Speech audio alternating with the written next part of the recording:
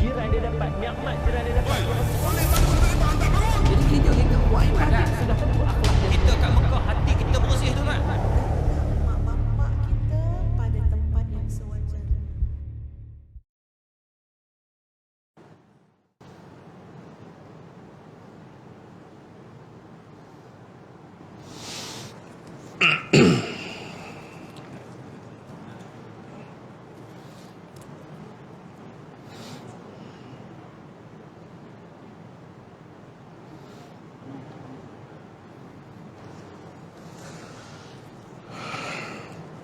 الفاتح.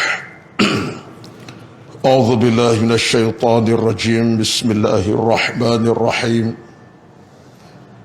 الحمد لله رب العالمين الرحمن الرحيم مالك يوم الدين. إياك نعبد وإياك نستعين. اهدنا الصراط المستقيم صراط الذين أنعمت عليهم غير المغضوب عليهم ولا الضالين آمين.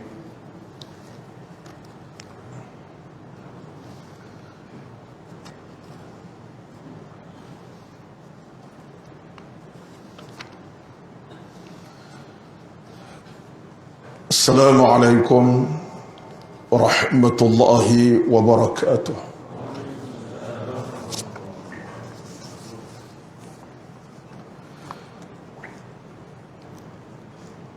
إن الحمد لله نحمده ونستعينه ونستهديه ونستغفره ونعوذ بالله من شرور أنفسنا ومن سيئات أعمالنا. من يهده الله فلا مضل له ومن يضلل فلا هادي له. أشهد أن لا إله إلا الله وحده لا شريك له وأشهد أن محمدا عبده ورسوله. ربنا عليك توكلنا وإليك أنبنا وإليك المصير.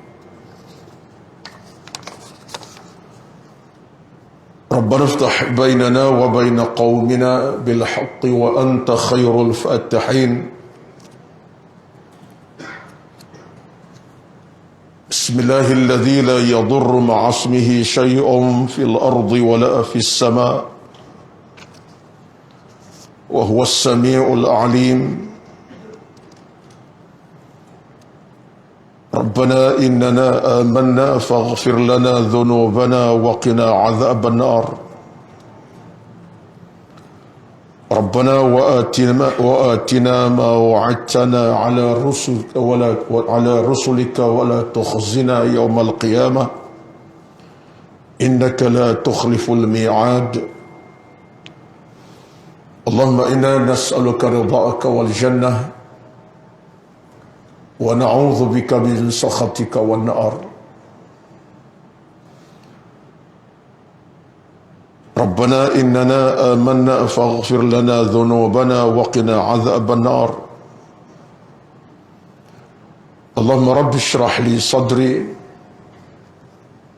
ويسر لي أمري واحلل عقدة من لساني يفقه قولي يا رب العالمين. أما بعد، أعوذ بالله من الشيطان الرجيم. كنتم خير أمة أخرجت للناس تأمرون بالمعروف وتنهون عن المنكر وتؤمنون بالله. صدق الله العظيم. Yang bermaksud, kamu adalah merupakan sebaik-baik umat yang dilahirkan di kalangan manusia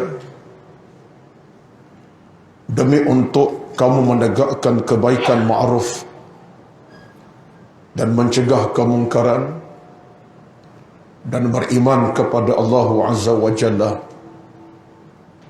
Surah Al-Imran ayat 110.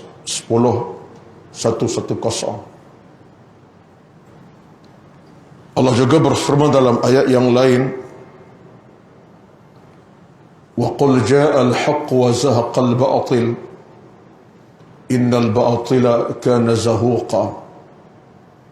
Yang bermaksud, dan katalah Muhammad, sesungguhnya datang kebenaran dan lenyaplah kebatilan. Surah Al-Isra ayat 81. Sadaqallahul azim. Benarlah Allah dalam firman-firmannya. Yang dihormati, dikasihi pengerusi dan seluruh jawatan kuasa pengurusan surau Jumaat Ar-Rawdah Presiden 16 Putrajaya, dan yang dihormati tuan-tuan imam dan para asatidzah kalau bersama-sama dengan kita pada malam ini, tuan-tuan guru, para alim ulama, yang dihormati pimpinan masyarakat setempat dan seluruh kehadiran para jamaah, tuan-tuan dan puan-puan muslimin dan muslimat, hadirin hadirat yang dirahmati Allah sekalian. Pertama-tama, alhamdulillah, kita merafak syukur pada Allah Azza wa Jalla di saat yang penuh barakah ini. Allah Subhanahu wa Ta'ala mempertemukan kita, yang pastinya satu pertemuan yang bukan kecil maknanya, pertemuan yang menghimpunkan hati-hati orang yang beriman, pertemuan yang menghimpunkan jiwa-jiwa yang mukmin di tempat yang berkat, yaitu di surau, di waktu yang berkat antara maghrib dan isya, di majlis yang berkat, itu majlis ilmu, sesuatu yang paling besar dalam kehidupan beragama kita. Inilah satu tanda aras kesatuan yang wajib kita pertahankan sampai bila-bila. Inilah saat ketikanya kita mempersatukan seluruh kehidupan kita. Walaupun ada perbezaan antara sama kita dari sudut kehidupan, pangkat, rezeki, keturunan dan seumpamanya, tetapi di atas kalimah yang satu, akidah yang satu, ibadat yang satu, inilah lambang yang cukup disenangi oleh Nabi SAW buat umat akhir zaman khasnya. Dan saya sebut sentiasa,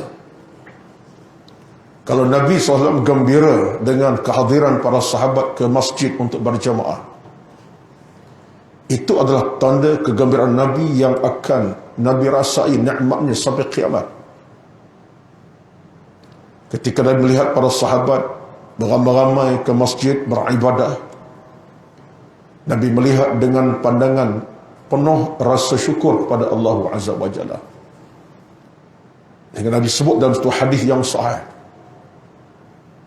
antara sabda Nabi SAW, Bashiru al-masyaina ilal masajid bin nuri ta'mi yaumil qiyamah. Khabar gembira kepada orang-orang yang berjalan ke masjid berjemaah, mereka dapat cahaya yang penuh di hari akhirat. Itu satu hadis. Dan hadis yang kedua, Nabi bersabda bila lihat sahabat menuju ke masjid beramai-ramai untuk berjemaah demi untuk ilmu dan keimanan, disebut dalam hadis yang lain sabda Nabi SAW, "Idza ra'aitumur rajula ya'tadul masjida fashhidu lahu bil iman."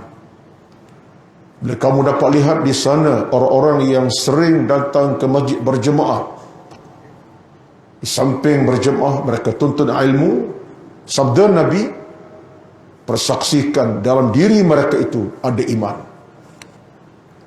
Ada iman dalam diri mereka itu. Itu hadis yang kedua. Dalam hadis yang lain Nabi sebut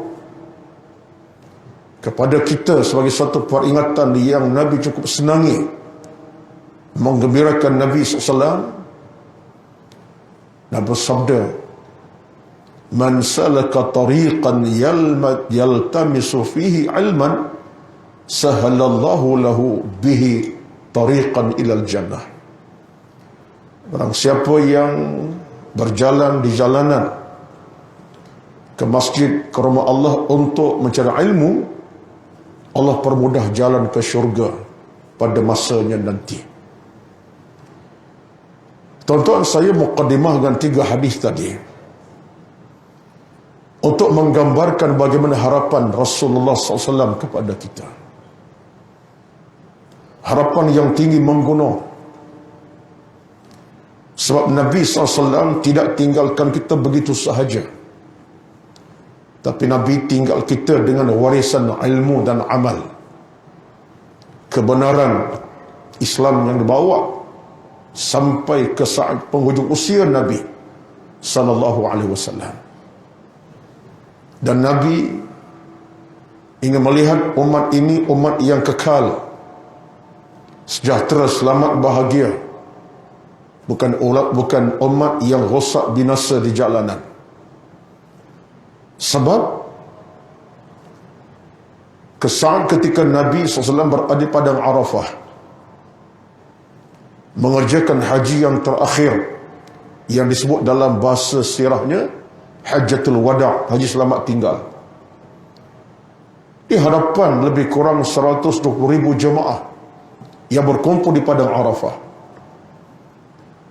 Nabi berkhutbah panjang, bercakap tentang soal hati, jiwa, ibadat, amal, kesatuan, soal keluarga, soal harta benda, soal maruah dan iman.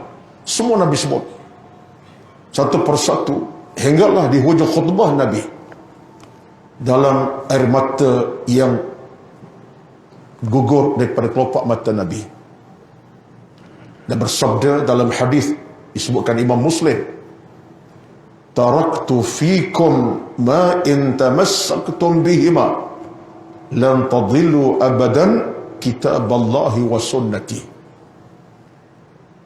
Aku wariskan kepada kamu 2 wasiat yang besar, yang kamu tidak akan sesat, tidak akan binasa, tidak akan kecundang bila kamu berpegang kedua-duanya, iaitulah kitab Allah, Al-Quran, wa sunnati, hadis-hadisku. Selesai Nabi berkhutbah, Nabi tengok sahabat yang jauh dan dekat dengan berkata, Allahumma qad ballaghtu, aku dah sampaikan amanah ini. Fashhad falyuballighu syahidul ghaibah, yang hadir sampai kepada yang tidak hadir. Dan selepas selesai Nabi berkhutbah yang panjang, dan sahabat ada merasakan inilah mungkin khutbah Nabi yang terakhir. Ada sahabat yang dah mula merasa Nabi dah sampai ke usia terakhir. Apalagi ketika Nabi mulakan khutbah, Nabi sebut, la adri la'alli la alqakum ba'da 'ami hadha. Aku tak tahu apakah aku masih dapat bertemu kamu pada tahun akan datang. Nabi sebut dengan suatu ucapan yang terang nyata, aku tak tahu, boleh jadi aku dah tak nampak kamu, dah tak kenal, atau aku tak jumpa kamu dah tahun akan datang. Sahabat mula sedar di antara mereka adalah Abu Bakar As-Siddiq radhiyallahu anhu. Kebetulan turun ayat, antara ayat yang terakhir turun dalam pandangan ulum Al-Quran ialah ayat al-yawma ya'isal ladzina kafaru min dinikum fala takhshawhum wakhshawni al-yawma akmaltu lakum dinakum wa atmamtu alaikum ni'mati wa raditu lakumul Islam madinah. Allah berfirman dalam surah Al-Imran ayat tersebut dengan firman-Nya, pada hari ini orang-orang kafir telah berputus asa dari agama kamu. Dan pada hari ini kata Allah, aku telah sempurna pada kamu agama kamu. Aku telah cukupkan nikmatku atas kamu. Aku rada Islam menjadi agama kamu. Turun ayat ini. Antara sahabat yang paling faham ialah Abu Bakar Siddiq radhiyallahu anhu. Lalu kata Abu Bakar, telah sampai masa Nabi akan tinggalkan kita. Dan terbukti setelah Nabi balik ke Madinah, selesai haji terakhir, Nabi mula sakit, mula uzur, tak larat. Akhir Nabi tak mampu nak berdiri dalam solat, mengimamkan para sahabat. Itulah Nabi minta Aisyah supaya Abu Bakar ayahandanya menjadi ganti dalam imam solat.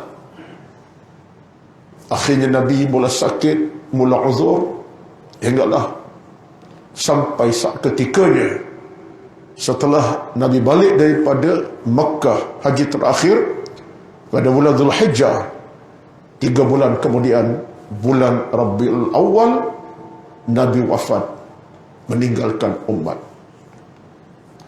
Dalam keadaan Islam telah sempurna, lengkap, umat Islam telah berpadu bersatu atas nama akidah yang sama.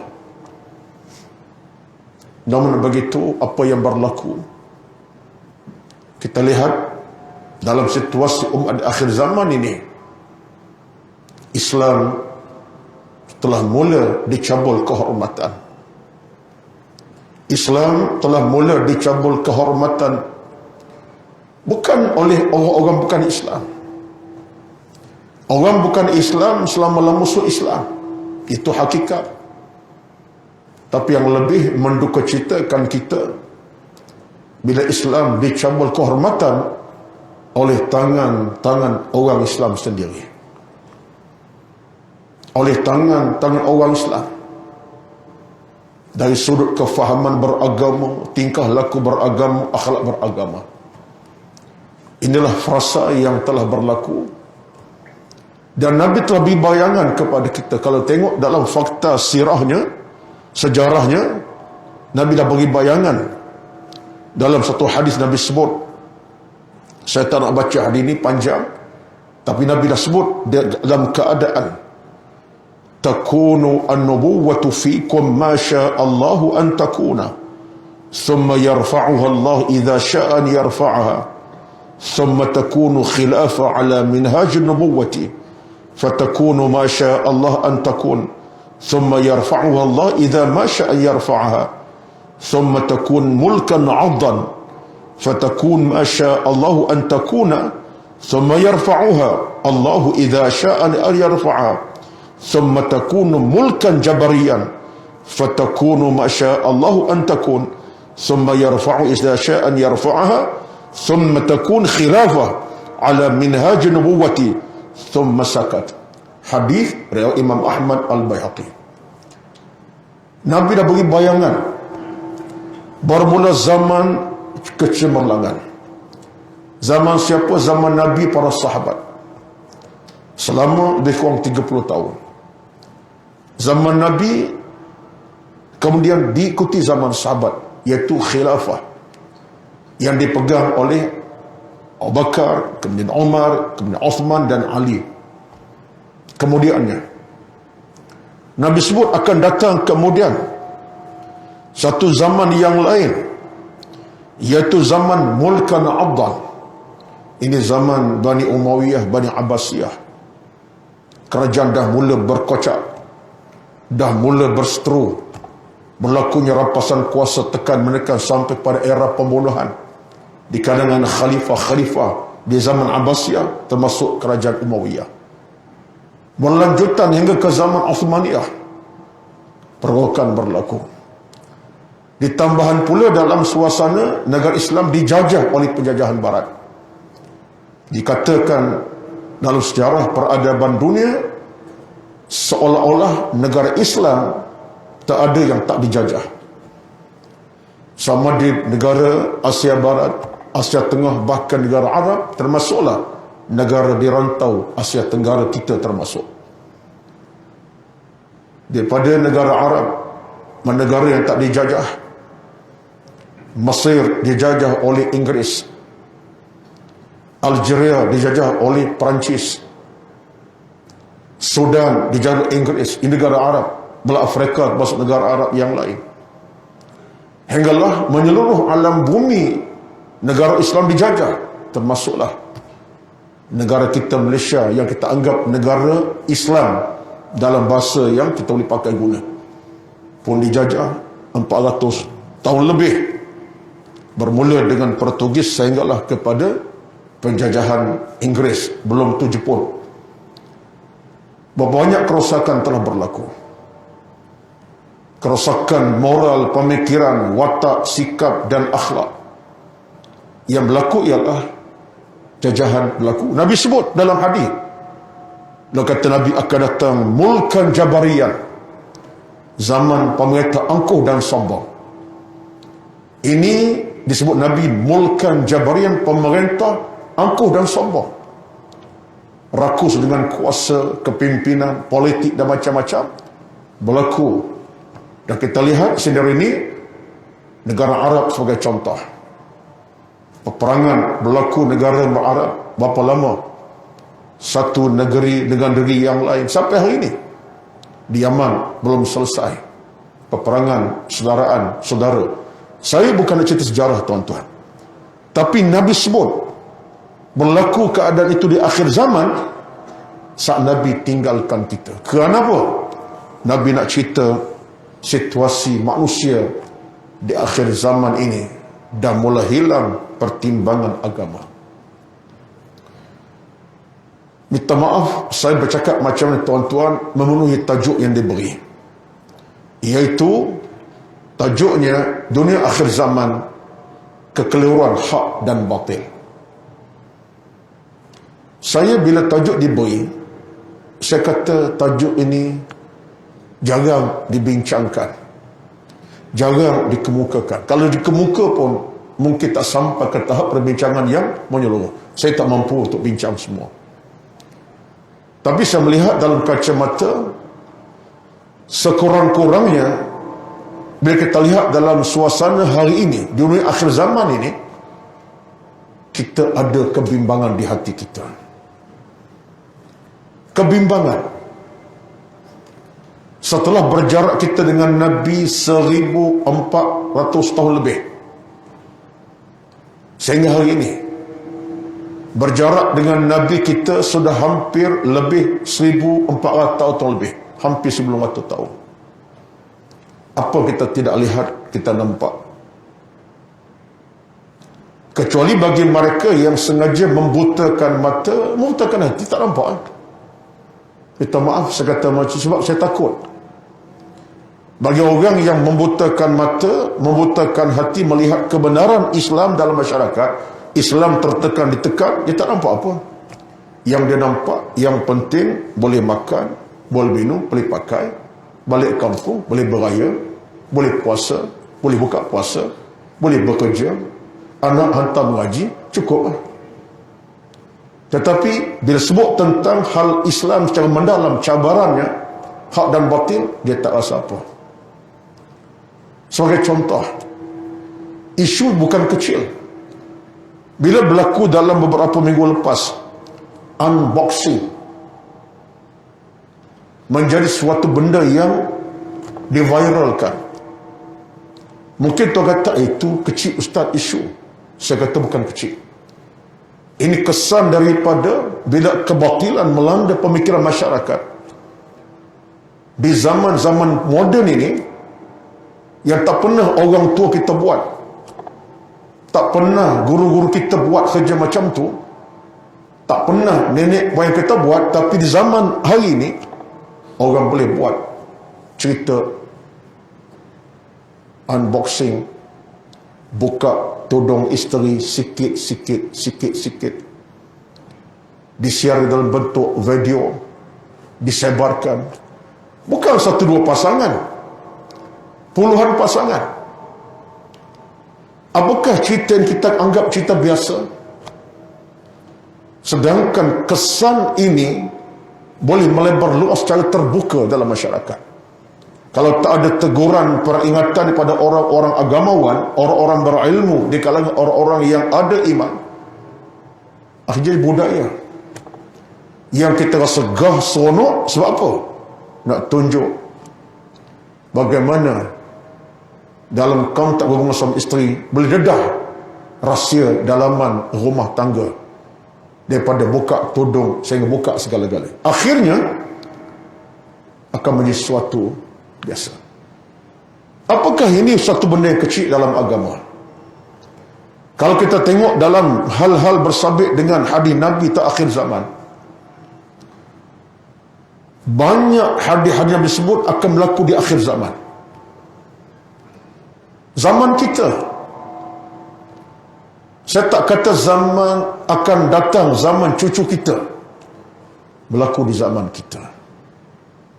Cara terbuka. Contoh saya ambil dalam hadis sikit pada malam ini, gambaran Nabi, hadis yang sahih. Antaranya kata Nabi tentang bagaimana keadaan di akhir zaman. Saya taklah hafal detail hadis, tapi sambil beberapa maksud makna. Dalam hadis daripada At-Tabrani sebagai contoh. Dan ulama-ulama sebut dalam kitab-kitab hadis mereka. Al-Imam Bukhari Muslim banyak cerita tentang tanda kiamat kecil dan besar. Dalam kitab Al-Imam At-Tirmizi, Al-Imam An-Nasai, Ibnu Majah, Abu Daud, kalau buka banyak bab-bab tentang akhir zaman. Antara hadisnya yang daripada Aisyah radhiyallahu anha. Nabi dengan air mata yang berlinangan. Dalam suasana Nabi rasa takut dan kecewa akhir zaman nanti. Kita kena faham, saya kena fahamkan pada tuan-tuan, Nabi sebut tentang akhir zaman cerita macam ni. Nabi sebut sebagai suatu peringatan untuk kita bersiap sedia hadapi. Bukan kita menjadi orang yang bawa kepada keburukan, tapi orang yang menyelamatkan keadaan. Ini kita kena faham. Bahawa dalam agama, kita sepatutnya menjadi orang yang bersifat penyelamat, bukan pemusnah. Sifat orang yang nak menyelamatkan orang, bukan menyumbang pada kemusnahan. Ini penting. Yang kita paling takut, kita bukan penyelamat, kita penyumbang kepada kemusnahan agama. Itu yang paling takut. Saya tak nak ikatkan dengan apa-apa cerita, tapi dalam hadis tersebut kepada kita, Nabi kata apa? Kata Aisyah, aku dengar Nabi bersabda, sami'tu Rasulullah sallallahu alaihi wasallam yaqul, la taqumus sa'ah, tak akan datang kiamat hinggalah berlakunya cerita-cerita ini. Antaranya Nabi sebut, hatta yakunal waladu ghaydan, sehingga anak-anak merupakan punca kemarahan orang-orang tuanya. Anak-anak menjadi punca orang tua marah. Saya nak kaitkan hadis dengan cerita semasa. Saya duk bincang dengan kawan-kawan dalam tempoh seminggu dua ini. Kita ada grup WhatsApp pertemuan. Ialah sekadar kita usaha untuk selamatkan umat masyarakat. Saat kita tidak nak bercakap kosong, saya muncul di televisyen, orang tengok jauh dan dekat, kita bercakap habis jam 2 jam, habis balik rumah. Tak nak macam tu.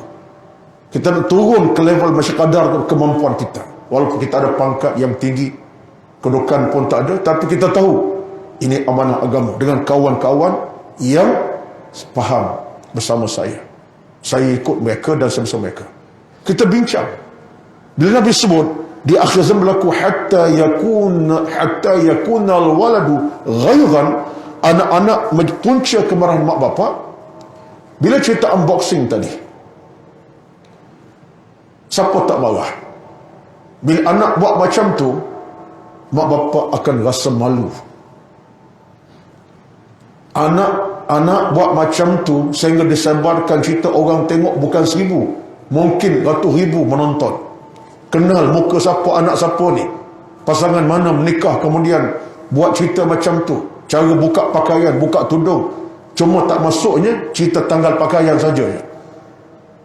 Jadi satu hari saya kata kepada diri tuan-tuan, tak pelik akan datang satu masa kalau orang yang boleh tunjuk cara buka tudung malam pertama dengan isteri, tak pelik satu hari akan datang dia akan tunjuk cara telanjang, minta maaf sebut macam tu, sehingga berbogel suami isteri. So apa? Biasa, orang buat aku buat juga, kegembiraan, minta maaf. Tak pelik bila agama terangkat daripada kehidupan kita. Bila akhirnya terangkat, akhirnya yang buruk nampak baik, yang buruk nampak elok. Dan itu Nabi sebut dalam hadis yang lain. Dalam hadis lain Nabi sebut kepada kita sebagai contoh, berlaku di akhir zaman apa yang berlaku, kata Nabi SAW, saya kena tengok hadis tuan-tuan, walaupun hafaz sikit-sikit, tapi kalau tak tengok dengan nas dalam kitab, saya terasa tak ada amanah dalam menyampaikan ilmu. Sampai Nabi kata akan tiba satu ketika nanti di akhir zaman, sanawatun khadda'atun, tahun-tahun di mana keadaan manusia itu sudah dalam keadaan yang terlalu jauh dengan agama.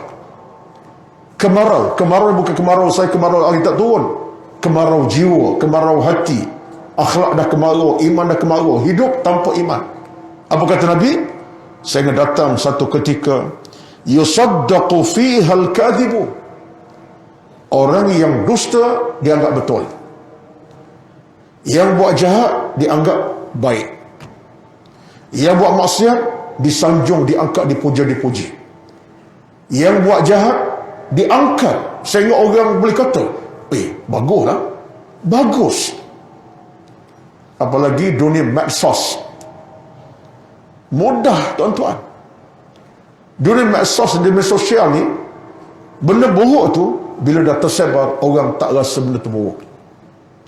Lalu kata Nabi, yusaddaqu fiha al-kadhib, yang dusta jahat dibenarkan, wa yukadzib fiha as-sadiq, dan orang yang baik mulia didustakan oleh orang lain.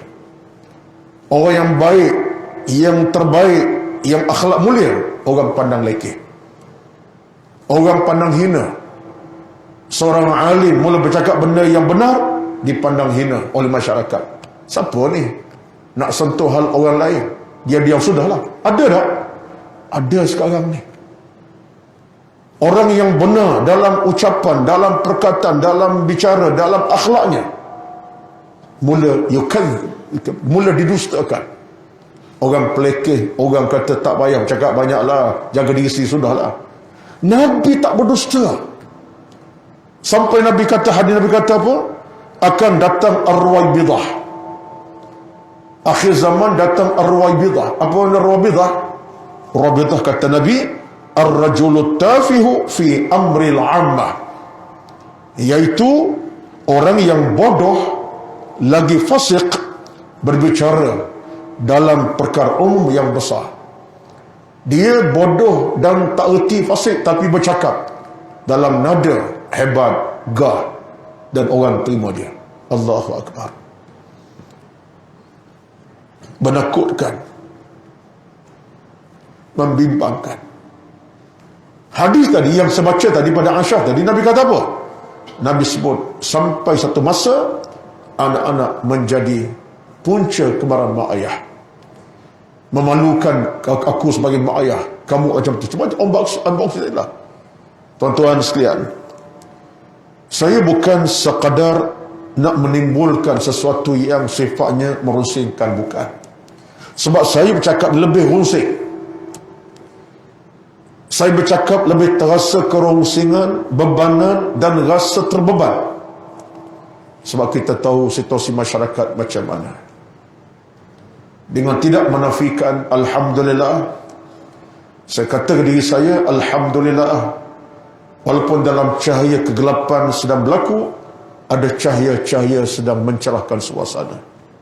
Ada bukan tidak ada. Sebab tu Nabi bersabda kepada kita, la tazalu ta'ifatun min ummati zahirina 'alal haqqi la yadurruhum man khalafahum hatta ya'tiya amrullah atau kama qala. Hadis sahih, hadis Muslim. Tetap akan ada segolongan umatku yang tegak dalam ilmu dan kebenaran. Siapa? Tuan-tuan, insya-Allah. Tuan-tuanlah orang Nabi sebut dalam hadis taifatun, segolongan manusia, walaupun dalam keadaan gelap macam mana gulitanya. Orang Kelantan kata gelap gelemak. Saya orang Kelantan, tapi kalau buka Facebook macam Nepal, macam Myanmar. Tuan-tuan, walaupun gelap gulita suasana, Nabi kata apa? Tetap ada golongan zahirina 'alal haqq, yang tegak dalam kebenaran, cari ilmu, cari agama, cari takwa, cari kebenaran hidup. Tuan-tuanlah di antaranya. Kena pula surau Ar-Rawdah. Oh, lagi cantik. Rawdah bukan sebarang rawdah, tuan-tuan. Kita kalau pergi Madinah, Masjid Nabawi, nak sangat masuk ke rawdah itulah. Berkat doa kat situ. Sesuai. Kena angkatlah sikit orang rawdah ni. Saya tengok malam ni pelik bilangannya. Saya tengok dekat 3,000 malam ni. Dengan lampu-lampu kira belakang. Muslimat pun dekat setengah, dekat 500 orang. Tuan-tuan, saya nak angkat supaya dalam suasana akhir zaman ini, kita nak mengenali mana batil, mana hak, mana benar, mana salah. Inilah pentas kita. Pentas kita di sini, bila hati-hati berkumpul di atas nama ilmu, hati-hati berkumpul atas nama agama, saf yang sama, kita akan dihidupkan oleh agama kita dengan jiwa yang tenang dan lapang. Batu Nabi sebut dalam hadis kepada kita. Nabi sebut kepada kita, tuan-tuan, kunu ibadallahi ikhwanan. Jadilah kamu hamba Allah di akhir zaman ini yang ada hubungan seolah macam saudara mara. Walaupun kita tidak ada hubungan darah, hubungan keturunan. Dalam suasana kita sekarang ada orang Perak, orang Johor, ada orang belah Bentung, ada belah Gomosan, Kelantan. Tetapi kerana agama di akhir zaman mengikat kita, seolah kita ni macam saudara sekandung. Perasaan sayang menebal, kasih menebal sama kita. Ini bagi saya satu di antara perkara yang kita nak kena lihat dengan kacamata agama, sebab ini keperluan akhir zaman. Kita nak masuk dalam kelompok orang yang selamat. Dan untuk mengenali persoalan hak dan batil ini, neracanya, tuan-tuan, bukan neraca yang biasa. Mesti neraca agama. Apa yang hak, yang benar, apa yang batil, yang salah, neracanya mesti neraca agama. Dia tak boleh guna neraca yang lain. Kalau kita guna neraca yang lain bukan agama, dia tak akan muncul mana hak, mana batil. Akhirnya bercampur gaul, baik dan buruk. Sebab neraca nafsu, neraca syahwat, neraca jiwa kosong tidak boleh membeza di antara baik dan buruk. Qad aflaha man zakkaha wa qad khaba man dassaha. Sambung, tuan-tuan. Surah Asy-Syams. Sesungguhnya kata Nabi, kata-kata Allah dalam Quran, surah Asy-Syams, beruntunglah orang-orang yang membersihkan jiwa raganya, dan merugi kecundanglah orang-orang yang mengotori jiwa raganya. Allah sebut dengan jelas. Khaba man dassaha, merugilah, kecewalah orang-orang yang mengotori jiwa raganya. Kotor, rugi. Tapi yang beruntung Allah sebut dalam Quran, qad aflaha man zakkaha, beruntunglah orang-orang yang membersihkan jiwa raga. Saya angkat cerita sebab apa? Sebab dalam kerangka akhir zaman, kita nak kenal hak dan batil, mesti neraca agama dan ilmu. Neraca itu ada di mana? Neraca di sini. Saya sebut sentiasa banyak tempat. Antara lokasi yang musuh Islam nak bunuh ialah lokasi ibadat kita lah. Dan yang jadi masalah kadang-kadang bukan orang Islam nak bunuh lokasi ini, orang Islam juga yang cabul kehormatan. Maksud cabul macam mana? Tak datang ke surau, tak hadir ke masjid, tak nak sampai ke surau untuk beribadat. Bukan masjid tidak ada, bukan surau tidak ada, bukan lokasi ibadat tak cukup. Kadang-kadang dah lebih dah. Setengah tempat di negara kita ni bagi saya, lokasi majlis surau dah banyak sangat. Bukan tak cukup pun. Yang tinggal masjid ada, tak cukup jemaah. Itu berlaku. Tak cukup jemaah. Jemaah adalah yang hadir YB. Bukan ibu Rahmat yang berpencin, yang bersara. Adalah 4-5 orang, 10 orang. Kalau buat ceramah, YB lah duduk dengan ceramah. Setengah tempat YB 10 orang dengan ceramah. Kuliah maghrib, ilmu Quran, ilmu hadis. 10 orang tu pula dah jadi YB umur 70-65. Banyak masalah. Ceramah mula baru 10 minit, lengan lutut, bangun duduk kat luar. Ada 10 orang, tinggal 9 orang. Ceramah mula 10 minit, 20 minit, tu imam pun umur dah 65. Kecil tak lawas. Lari ke toilet, 3 lidah sementara masa isyak. Akhirnya ceramah langsung 20 minit, 30 minit. Tok Bilal pula. Perut asyik meragam. Maklum umur 68. Makan pun tak berapa nak sendat mana. Contoh, mungkin ustaz kata ini ustaz nak bergurau macam mana. Bukan bergurau. Sebab akhir zaman masalahnya ialah bukan seorang majlis tak ada, tapi orang tak cukup untuk hadir. Sebab apa? Sebab dalam hadis walaupun taklah sampai martabat Bukhari Muslim, hadis At-Tabrani, Nabi sebut, sayati 'alan nasi zamanun, akan datang satu zaman. Kita azan isyak. Isyak. Sila.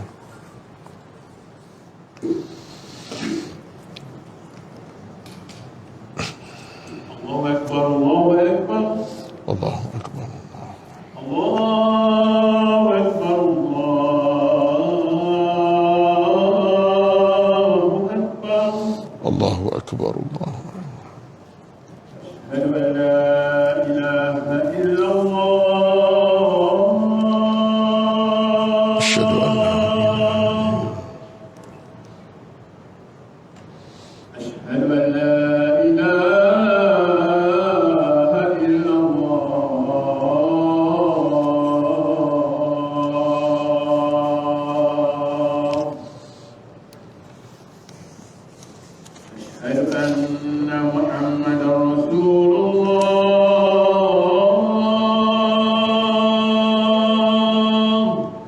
أشهد أن محمدا رسول الله.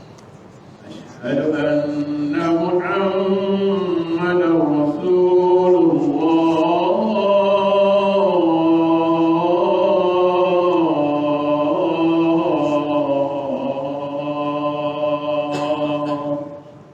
اللهم صل حي على الصلاة.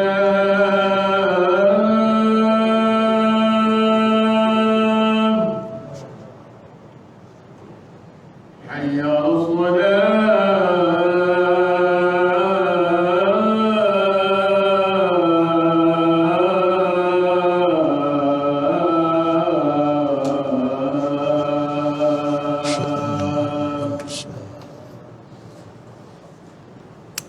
حي على الفلاح.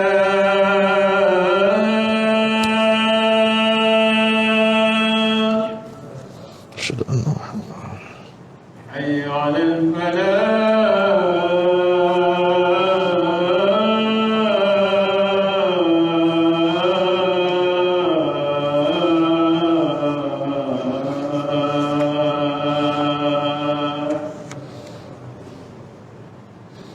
الله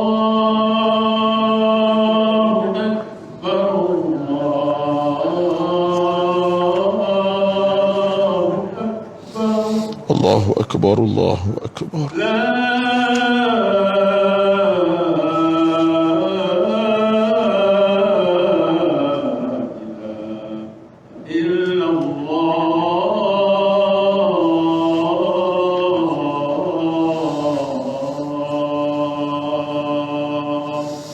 Allahu Akbar.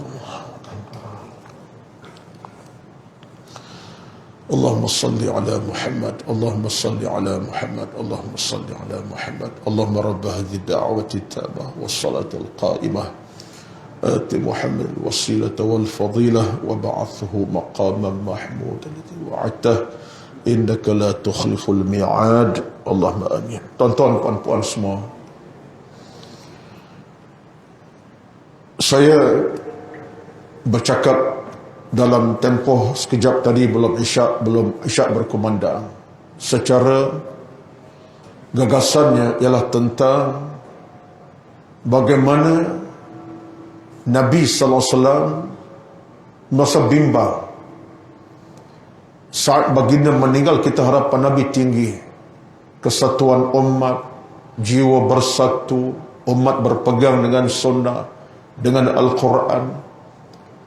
Tetapi disebabkan oleh tangan-tangan kita yang berdosa kepada Allah Azza wa Jalla, akhirnya Islam tercabut daripada kehidupan kita sendiri. Dari bayangan inilah yang kita rasa takut di akhir zaman ini. Dan kalau saya nak senaraikan tentang persoalan dunia akhir zaman, berdalilkan hadis Nabi yang banyak, memang 1 jam bukan masa yang cukup untuk bercakap tentangnya. Tetapi bila saya bercakap macam ni, saya tahu di depan saya adalah orang-orang yang cinta kebenaran, orang-orang yang dambakan kebaikan beragama, orang-orang yang cinta kepada Nabi dan Allah Subhanahu wa taala, orang-orang mengharapkan rahmat redha Allah berpanjangan, orang mengharapkan rahmat Allah berterusan, bukan dihentikan rahmatnya oleh Allah Azza wa Jalla. Saya tahu, saya yakin itulah perasaan kita semua. Namun begitu, berdasarkan kepada hadis Nabi yang banyak itu, kita boleh sebut dalam 3-4 perkara terakhir sebelum saya berhenti jam 9 lah. Pukul 9 saya berhenti, 1 jam cukuplah, walaupun mesti bagi masa seluas-luas, takkanlah saya nak ambil pukul 11.30 malam, melampau. Saya pun tak larat, tuan-tuan, nak bercakap. Sebab dalam konteks agama ni, yang paling terbaik maqalla wadalla, sikit tapi berkesan. Kalau panjang pun tak ke mana-mana pun, rugi masa saya, rugi masa tuan-tuan, dan kita kerugian. Yang penting sikit tapi masuk dalam lubuk hati. Saya nak macam tu. Dan saya bukanlah orang yang terbaik untuk menyampaikan segalanya, tidak. Tapi saya nak belajar sesuatu, sebab saya anggap saya semacam tuan-tuan juga mengharapkan redha rahmat Allah Azza wa Jalla. Baik, dalam hal ini, kalau kita tengok dalam suasana akhir zaman, di mana kacamata kita sebut akhir zaman ini? Mungkin kita boleh persoalkan, akhir zaman tu bila, Ustaz? Zaman belum merdeka ke? Kalau dalam konteks negara kita Malaysia, ataupun setelah merdeka dalam konteks negara kita Malaysia, ataupun nak kait dengan suasana negara Arab. Nun, cerita Palestin semenjak dah 100 tahun dah perjuangan mereka belum selesai. Saya tak nak ikatkan semua itu. Tetapi dalam kacamata agama, bila berlaku sesuatu yang dianggap pelik, maka itu tanda akhir zaman. Benda nampak pelik dan hadis Nabi sebut benda itu berlaku akhir zaman. Contohnya, kalau tuan tengok dalam hadis Nabi SAW, bila Nabi sebut tentang bagaimana situasi akhir zaman ini, sampai Nabi sebut dalam hadis yang sahih, Nabi kata apa? La taqumus sa'ah. Nas yang Nabi sebut min asyratis sa'ah. Dia 2 nas. Satu nas Imam Bukhari dan Muslim yang berbunyi min asyratis sa'ah, Satu lagi nas daripada Imam Tirmidzi, la taqumu sa'ah. Tapi kedua-duanya maksudnya satu. Apa kata Nabi? Antara tanda akhir zaman. Nabi guna kata akhir zaman. Bila berlaku ini, kata Nabi, akhir zaman. Kalau negara kita belum merdeka ke sekarang, akhir zaman. Apa kata Nabi? Sambil satu contoh simple daripada, simple tidak, tak boleh kata contoh simple, sebab hadis bila sebut tentang cerita akhir zaman bukan simple, berat, benda besar. Satu Nabi sebut, antara kata Nabi, min asyratis sa'ah, tanda akhir zaman, an yaqillal ilmu makin berkurang, wa yadhharal jahlu, kejahilan makin melebar luas, wa yadhharaz zina, kerja zina berlaku secara terbuka, wa yushrabal khamru, bab arak ini diminum secara terbuka sahaja. Nak minum sedozin pun boleh, beli boleh minum. Nak minum pukul 2 pagi pun boleh, nak minum 2 petang pun boleh, nak mabuk jam 2 malam pun tak apa, nak mabuk pukul 12 tengah hari pun boleh. Minum terbuka. Termasuk Nabi sebut, wa takthuran nisa, orang perempuan lebih ramai, lelaki sikit. Saya tak nak baca detail, tapi nak ambil rumusannya. Apakah Nabi sebut tadi benda tak berlaku? Termasuk dalam hadis lain Nabi sebut kepada kita. Apa kata Nabi SAW tentang persoalan akhir zaman juga? Nabi sebut kepada kita tentang persoalan yang membabitkan masyarakat. Kata Nabi, hadis daripada An-Nasa'i, ma as'ab ya'ti 'alan nasi zamanun la yubali ar-rajul min aina asabal mal min halalin aw haramin. Akan datang satu zaman ketika manusia tak kisah, tak peduli tentang harta haram ataupun halal. Satu ketika manusia tak kisah harta halal ke haram, yang penting masuklah.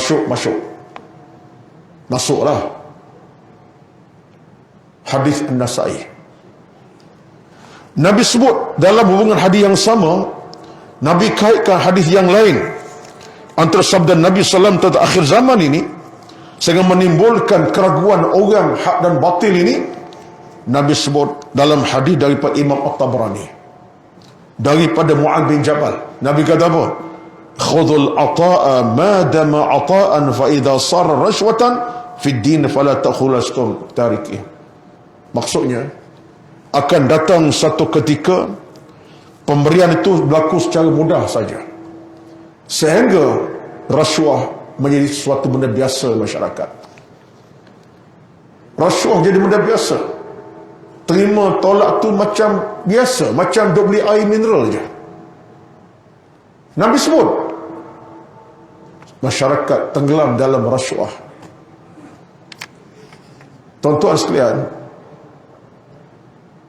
bila kita baca hadis ini secara penuh keinsafan, sebagai Muslim, sebagai mukmin, yang langit kita tak akan junjung sehingga bila-bila, yang bumi tak akan pijak sampai bila-bila, yang udara tak hirup sampai bila-bila, kerana sampai waktunya bumi kita akan tinggalkan, langit kita akan tinggalkan, udara kita akan tinggalkan sebagai mayat dan jenazah.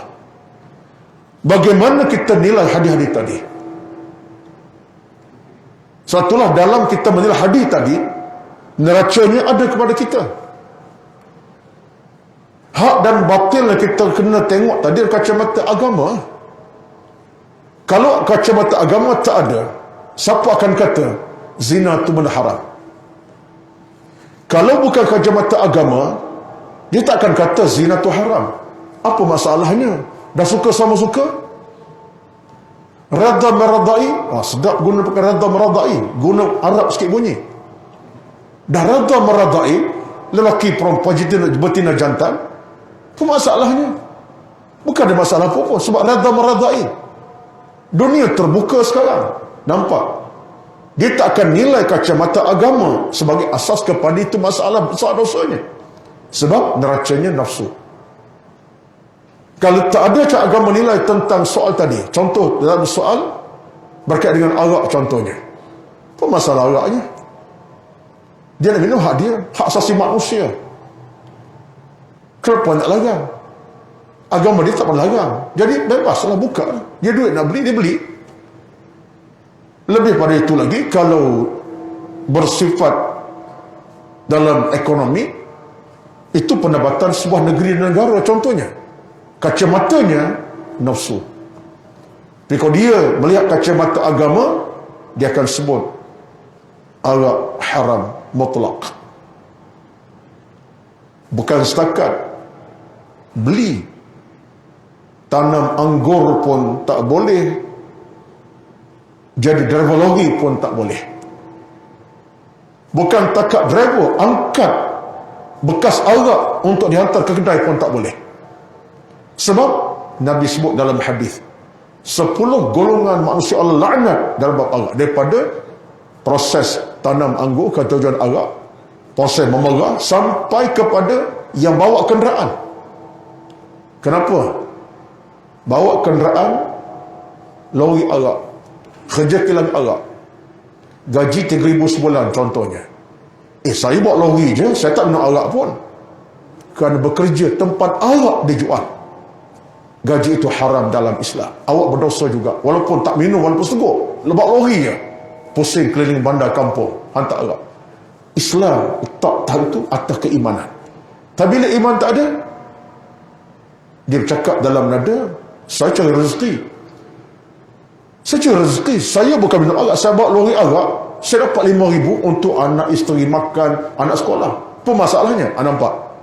Sebab dia bercakap dalam nada nafsu dia semata-mata. Sedangkan Islam letak asas agama. Innal halala bayyinun wal harama bayyinun. Nabi sebut hadis yang sahih Bukhari Muslim, yang halal jelas, yang haram pun jelas dalam agama. Jadi kalau kita bercakap kacamata agama, kita akan nampak hak batil itu jelas.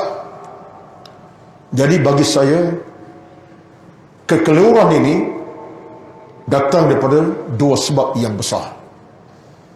Ini sebab yang besar, yang kecil-kecil banyak lagi. Pertama, kekeliruan hak dan batil datang daripada kejahilan umat itu sendiri. Satu Nabi sebut dalam hadis yang sahih tadi, Nabi kata apa? Antara tanda akhir zaman ay yafshuwal jahlu, kejahilan melebar luas dalam masyarakat. Jahil tentang agama. Saya cuba duk tengok, duk kajilah, sebab umur pun dah banyak ni. Muka baru macam 33, nampak macam 33, tapi umur dah 58 dah saya ni. Ya, ke tak percaya 28. Baban, berapa umur saya? 33 tak? Habis kurang. Terima kasih Baban. Bila masuk umur 58, tuan-tuan, banyak benda yang saya mula berfikir jauh. Bersama kawan-kawan yang sebaya saya jugalah, kalangan asatizah ustaz kita yang lebih berumur, yang kurang pada saya sikit, adik saya. Sebab kita tengok suasana itu. Dan bila berlaku kes-kes seperti masalah moral akhlak ni, kita nampak akhir zaman bukan berlaku sehari dua ini. Nabi dah buat telahan akhir zaman berlaku bila ada mulkan Jabariyah tadi, kerajaan Angkuh. Batulah tuan tengok dalam filem-filem P. Ramlee. Saya tak minat cerita-cerita TV ni tuan-tuan. Kalau orang tanya saya cerita P. Ramlee, saya payah nak ingat.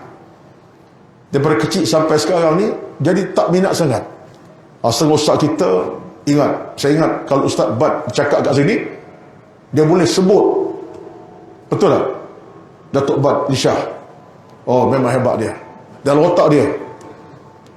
Dia boleh sebut lorak P. Ramlee dengan itu, tak apalah kelebihan dia. Minat, saya tak minat. Tapi kaji secara umum, cara P. Ramlee dibawa cerita dalam filem-filmnya, tuan-tuan nampak, dia dah bercakap dalam era 50-an lagi, belum merdeka lagi, suasana masyarakat dah mula ada kejahilan. Waktu dalam filem dia tunjuk orang minum arak. Ada tak? Minum arak, mabuk tengah malam, balik-balik gelas di tangan arak. Tak? Cerita apa tu? Dalam cerita apa tu? Keluar balik rumah kelab malam, mabuk. Cerita apa tuan-tuan? Alah, jangan buat warak sangat lah. Warak betul ni tuan-tuan ni. Dia tunjuk gambar balik rumah tengah malam daripada kelab malam. Zaman 50-an itu. Belum merdeka. Apa lepas merdeka sikit. Dah ada gambaran dalam cerita P. Ramlee. Ni P. Ramlee orang bijak sungguh. Allah beri rezeki dia bijak. Dia dah cerita dah suasana masyarakat. Orang Melayu pemabuk. Dengan kugiran-kugiran. Dengan baju singkat sendat. Perempuan baju atas pelutut. Betul tak puan? Pun warak juga malam ni. Ya. Gambar masyarakat yang dah mabuk, masyarakat yang dah hilang punca dengan kugiran kelab malam. Maknanya P. Ramlee sudah menggambarkan era keruntuhan moral orang-orang Islam, Melayu khasnya, dah berlaku. Dan dia terus menjadi punca kejahilan masyarakat. Lepas pada hari ini, bila kejahilan makin merebak, sebenarnya benda itu menjadi sejarah yang berpanjangan. Lepas tu nak ubah bukan mudah. Bukan mudah ubah, tetapi usaha mengubah itu di tangan tuan-tuan semua. Kita kena konsistenkan kita punya keimanan, kekuatan hati dan jiwa, kekuatan ilmu, kena konsistenkan dia, istiqamah. Sebab kita tidak nak kita tenggelam dalam kebatilan, tenggelam dalam kezaliman, kejahatan dan kejahilan itu sendiri. Tak nak. Kita nak angkat kehidupan kita supaya sampai ke tahap kita boleh bangkit di zaman mutakhir, di zaman akhir ni, dengan kekuatan Islam yang kita pegang. Yang pertama, kejahilan. Yang kedua, faktor yang kedua ialah apa dia? Bagi saya, akhir zaman kekeluar datang kerana apa? Perpecahan umat Islam itu sendiri. Minta maaf, ini bagi saya satu elemen yang paling berat sekali kita hadapi. Perpecahan. Hasil daripada perpecahan, maka timbullah porak-poranda akhlak, moral, budaya hidup dan macam-macam. Dalam sistem kenegaraan, politik pun sama, sistem sosial. Perpecahan tuan-tuan. Dalam Islam Allah sebut dengan terang nyata, innamal mu'minuna ikhwatun, orang mukmin bersaudara. Itu tema penting agama. Islam tak nak kita datangkan nilai perpecahan. Dalam Nabi sebut, Nabi kata hadis apa dia? Buka hadis, kita ada kelas hadis, minta ustaz detailkan, biarlah ceramah sampai 3 jam pun tak apa. Nabi sebut, la tahasadu wa la tabaghadu wa la tadabaru. Jangan kamu bertelingkah sesi pendapat, benci-membenci, deki dendam. Jangan, kata Nabi sallallahu alaihi wasallam. Kunu ibadal ikhwana, jadi hamba Allah bersaudara. Tetapi elemen perpecahan kerana faktor-faktor, kadang-kadang kebendaan. Merebut kebendaan, aku sanggup hentam kawan ini, aku sanggup lumpuhkan dia sebab itu matlamat aku. Itu dalam soal harta. Mungkin soal pangkat pun sama. Kita boleh hentam orang lain atas apa situasi. Sebab apa? Aku nak kejar pangkat itu. Aku boleh. Tuan-tuan, benda macam ni penyebab besar kepada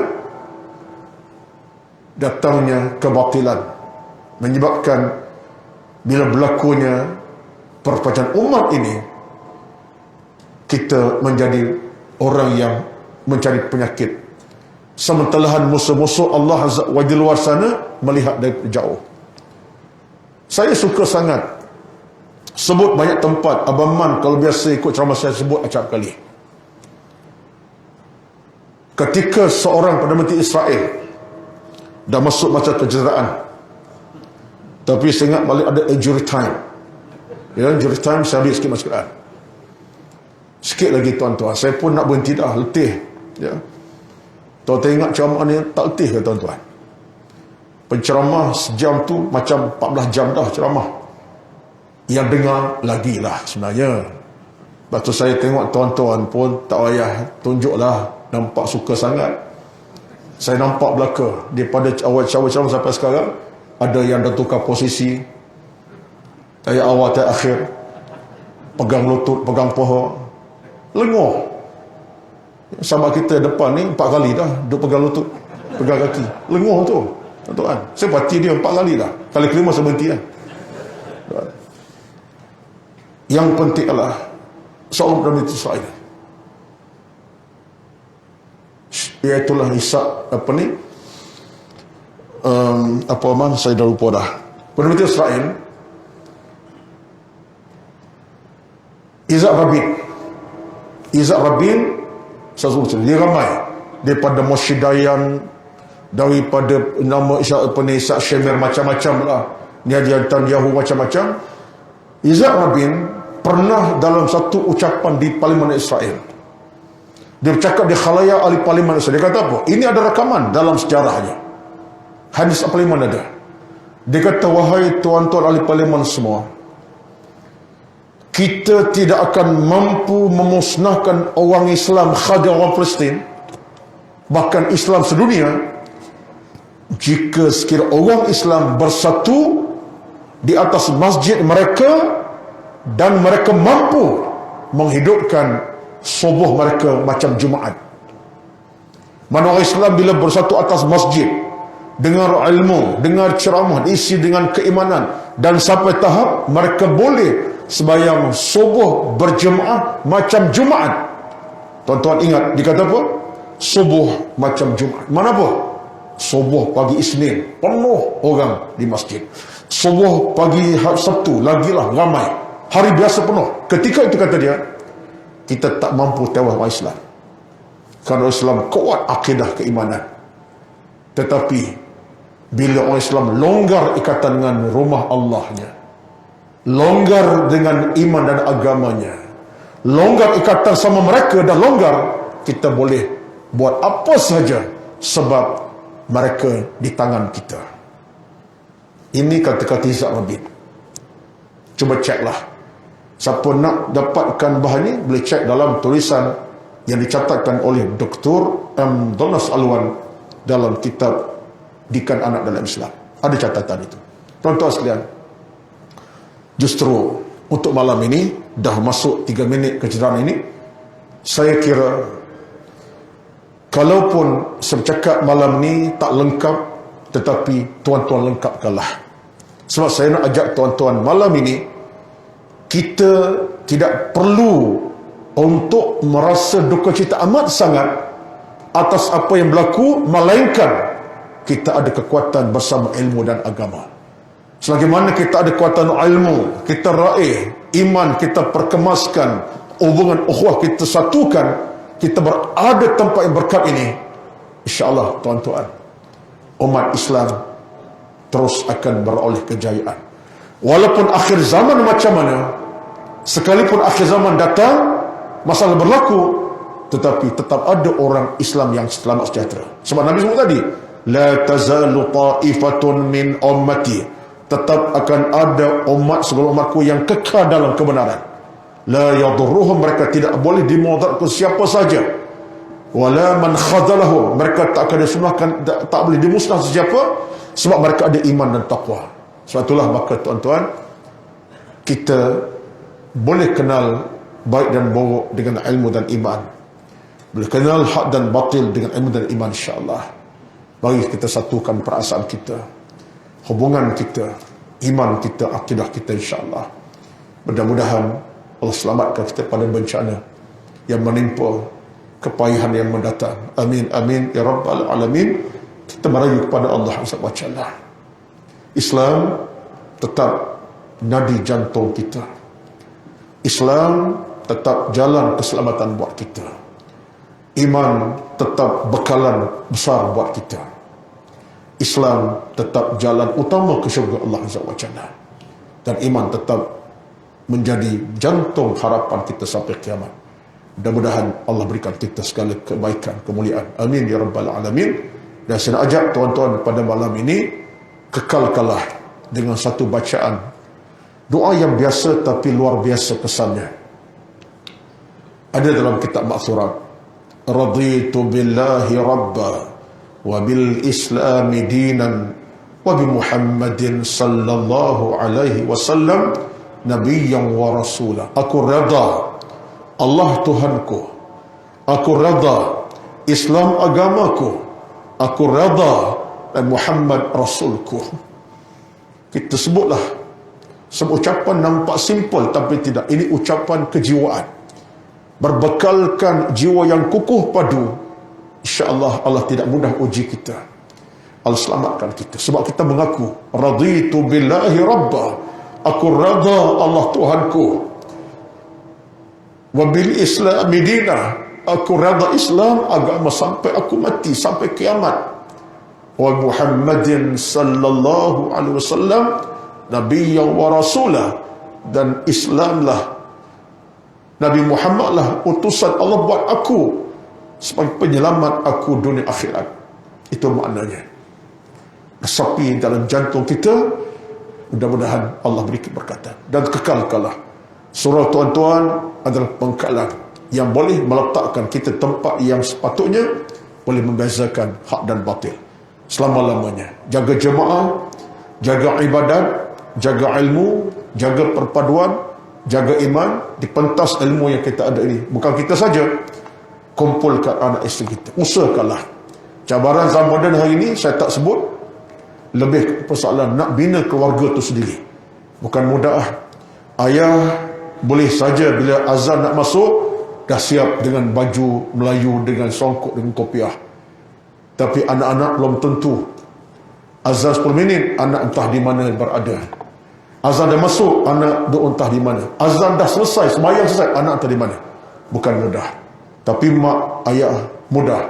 Jam subuh 6-10 minit pagi, pukul 5.30 dah bangkit. Dah berwirid pun, dah bertahajud pun. Tapi anak-anak muda remaja kita, jam 7 entah di mana mereka, di kelas jadah, di mana, wuduk di mana. Cabaran. Ini bukan tajuk macam Ustaz cara balik nampak Ustaz. Dah boleh berhenti lah tu. Saya nak berhenti tuan-tuan ya. Mudah-mudahan Allah berikan kita segala kekuatan. Allahumma amin. Minta maaf kalau kekurangan, kesilapan saya. Minta maaf kalau ada kekurangan. Moga-moga Allah berikan kita kebaikan. Allahumma amin. Bismillahirrahmanirrahim. Alhamdulillahi rabbil alamin. Wassalatu wassalamu ala sayyidina Muhammad wa ala alihi wa ashabihi ajma'in. Allahumma inna nas'aluka ridhaka wal jannah wa na'udzu bika min sakhatika wan nar. Allahumma innaka 'afuwwun karimun tuhibbul 'afwa fa'fu 'anna. Allahumma a'inna 'ala dhikrika wa syukrika wa husni 'ibadatik. Allahumma ighfir lana dhunubana wa liwalidina warhamhuma kama rabbawna shighara. ولجميع المسلمين والمسلمات والمؤمنين والمؤمنات الأحياء منهم والأموات. اللهم عافنا في أسماعنا وأبصارنا وأعمالنا وأقوالنا وحياتنا وأخلاقنا. اللهم رب يسر أمورنا ولا تعسر علينا إنك على كل شيء قدير. بسم الله الذي لا يضر مع اسمه شيء في الأرض ولا في السماء وهو السميع العليم. اللهم إنا نعوذ بك من البرص والجنون والجذام ومن سيء الأسقام. ربنا آتنا في الدنيا حسنة وفي الآخرة حسنة وقنا عذاب النار. وصلى الله على سيدنا محمد والحمد لله رب العالمين. تقبل الله منكم. تقبل يا كريم. والسلام عليكم ورحمة الله وبركاته.